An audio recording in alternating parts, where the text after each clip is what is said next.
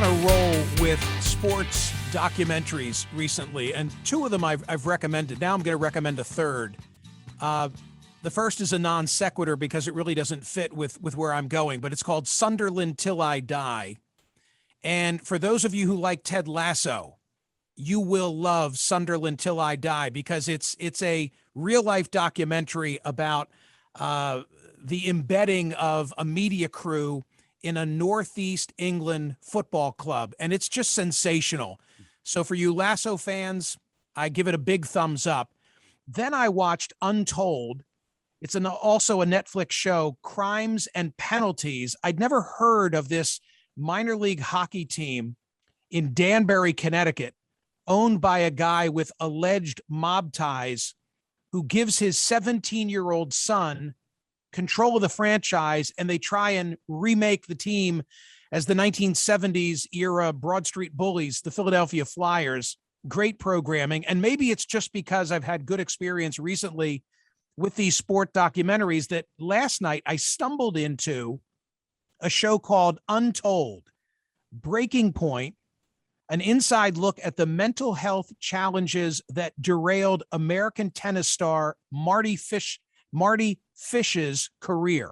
I didn't know the story of Marty, which is spelled with a D, Mardy, Fish, but this is the story of a guy who has a resurgence of his pro tennis career at age 30. And just when he's on the brink of superstardom, he can no longer compete because he's overwhelmed with anxiety. And what was so unique about the way in which he handled it is that he was very publicly forthcoming. And I'm watching this last night and I'm enjoying it. Enjoying seems like the wrong kind of a word choice, but I was mesmerized by it and really supportive of the way in which this tennis great handled his affliction. And all the while I'm thinking tomorrow on radio, I'll be talking to Dr. Jud Brewer, who is a psychiatrist and neuroscientist, associate professor at Brown, and also the executive medical director at digital health company Sharecare. And the focus of the conversation will be on the workplace and how we treat mental health. So it was a wonderful introduction for me to get ready for the conversation. And I'm joined now by Dr. Brewer. Dr. Brewer, I don't know if I'm catching you cold with the story of Marty Fish, but given your area of expertise, you would love this TV show, and I highly recommend it. I am intrigued. I definitely want to check this out. Yeah, I hadn't heard of it before. So here's where I want to go with our short time together. If a coworker has cancer, if they're diagnosed with cancer and you're aware of it, you bring quiche to the home or to the office. If they have a broken leg, you offer to drive. You do whatever you can do for someone who has what I'll describe as a physical health issue.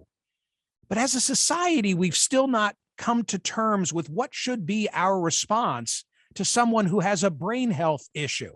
How are we doing in coming to terms with that dichotomy? Well, I would say we're just at the beginning. So, mental health wasn't something that people talked about very much for a very, very, very long time. It was something that people actively avoided talking about. So it's been in modern day, it's been really interesting to see how quickly this has come to the fore where people are starting to talk about it. And I think it helps quite a bit to have superstars talking about it. Naomi Osaka, just as an example, Simone Biles, the royal family in the UK, lots of folks saying, hey, this isn't only okay, it's important for us to bring this into the public conversation. So I think that's helped quite a bit. And now we hope, coming out of the pandemic, you've got a lot of people. I think this issue is compounded by the fact that you've got many folks who've been working at home, working remotely, now having to reintegrate into a workplace. And that comes with some of its own mental health concerns. Explain.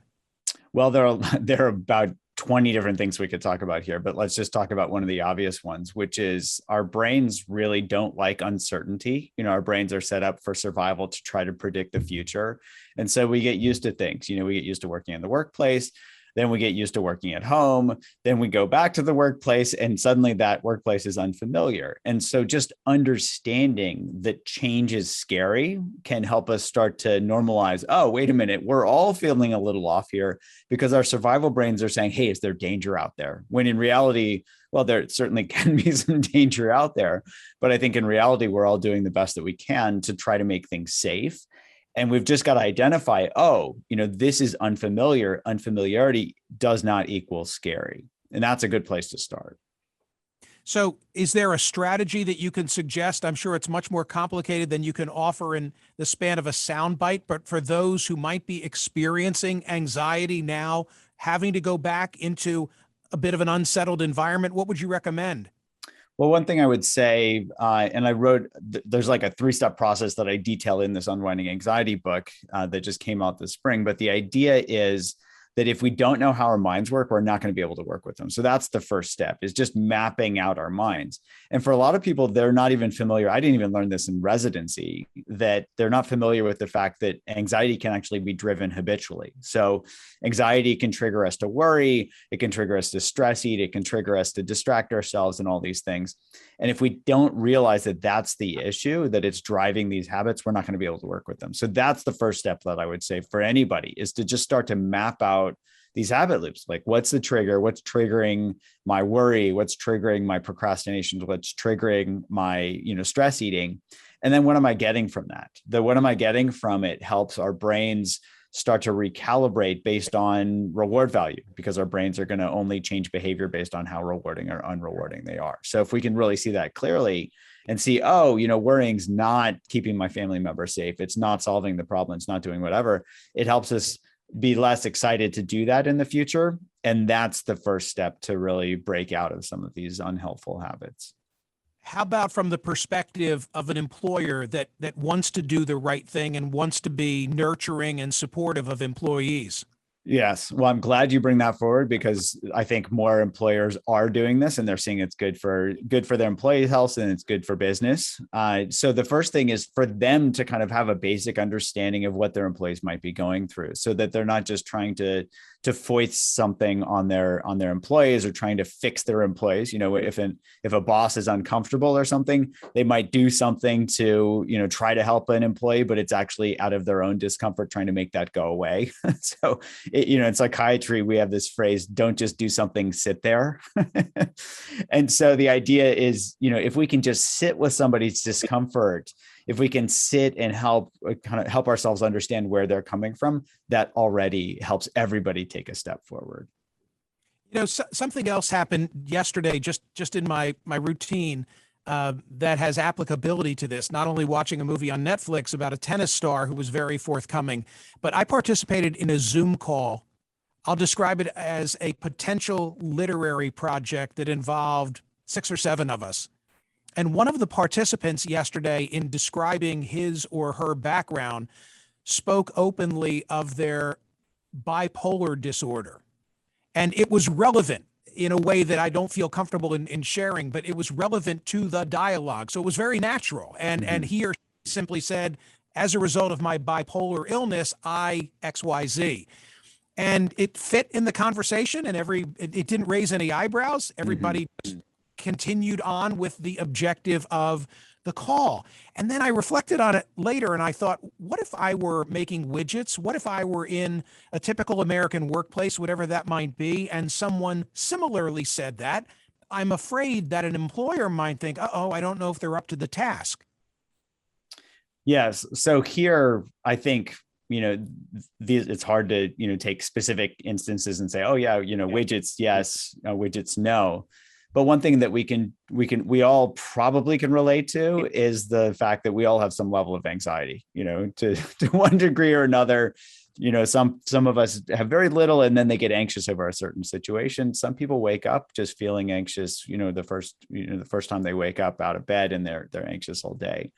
So I think just starting to see the pieces of our minds that kind of can get in the way and helps us see that, they aren't necessarily going to get in the way. And then also for employers to just be very cognizant and not kind of freak out where they say, oh no, I've got to fire this person, versus, hey, what's going on here? let's identify whatever it is and instead of turning away from it, turn toward it so that they can see, okay, what's really going on here? Is this affecting the person's performance? Is this a good fit for them? Might even be an even better fit given whatever their mental ability is.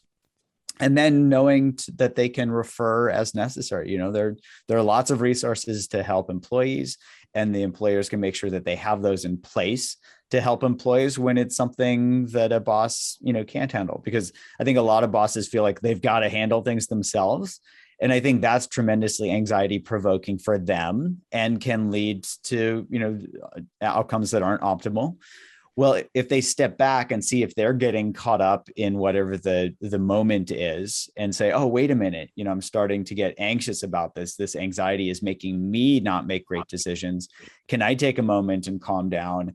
And that'll help me make a good decision as to whether I am able, and capable and have the skills to work with this, or whether I need to refer somebody to HR or whatever. How far are we from a situation where, in the way that in a few months, I would feel comfortable in calling my employer and saying, I have the flu and I won't be in tomorrow, that I would likewise feel comfortable in calling my employer and saying, I'm overwhelmed with anxiety and I won't be in tomorrow. I hope I'll be there the following day? That's a really good question. And I hope that we're moving in that direction, because we could see, somebody's overwhelmed with anxiety and they go into work. It's probably not going to be a great work day for them. And it might actually spread to other people. There's this concept of social contagion. If somebody's anxious, they can basically sneeze on somebody else's brain with their anxiety, and then somebody else gets anxious. And so just like staying home when we've got a virus so that we don't spread it to other people, sometimes, not going around other people when somebody's just really having a tough mental health day can help the workplace in general, and also help them do what they need to do so that they're ready to bounce back and come in the next day or whatever. Dr. Jud Brewer is the Director of Research and Innovation at Brown University's Mindfulness Center. He's the author most recently of Unwinding Anxiety. Dr. Brewer, I have the peanut allergy question for you, which is, where was all this anxiety decades ago? Was it among us and we just didn't know it, didn't acknowledge it, or is it a more recent phenomena? I would say both and. So it certainly has been latent. It's not like suddenly anxiety is this new phenomenon, that we didn't, people didn't have before. I think a lot of it was, as we talked about, people just didn't talk about it before. So that's one piece. But the other piece is when you add a bunch of uncertainty in, it kind of stokes that anxiety fire. And so with the pandemic, for example, we've had a huge amount of uncertainty, not just with the virus, but with economics, with schools, with, you name it. And it probably added a whole layer of uncertainty on top of that. And that just stokes the fire of anxiety. What about the role of technology? Well, technology can be helpful and cannot be helpful. In this case, you would think that technology would be a good way of spreading information. What we saw with the pandemic is that misinformation spread like wildfire, and we're still dealing with that with the vaccinations, for example.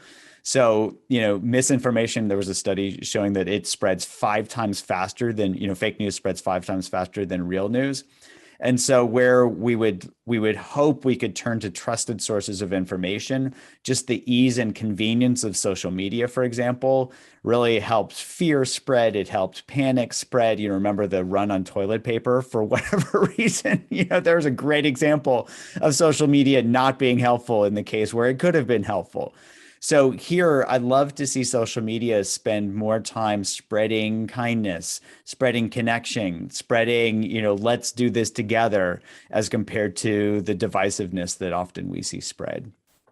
We need to bake the quiche for the cancer patient and he or she suffering from anxiety. That is my takeaway from my time with Dr. Jud Brewer. By the way, you're not a suspicious person. I know that about you, right? I'm not a suspicious person. Not suspicious. Did I say suspicious? No, superstitious is what I meant to say.